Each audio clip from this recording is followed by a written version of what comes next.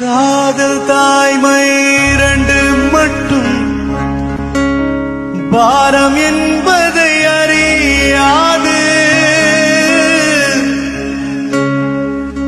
உன் பளிங்கு முகத்தை பார்த்து கொண்டால் பசியோ வலியோ தெரியாது. காதல் தாய்மை இரண்டு மட்டும் பாரம் என்பதை அறியாது. உன் பளிங்கு முகத்தை பார்த்து கொண்டால் பசியோ வலியோ தெரியாது. உன்னை மட்டும் சுமந்து நடந்தால் உயரம் தூரம் தெரியாது.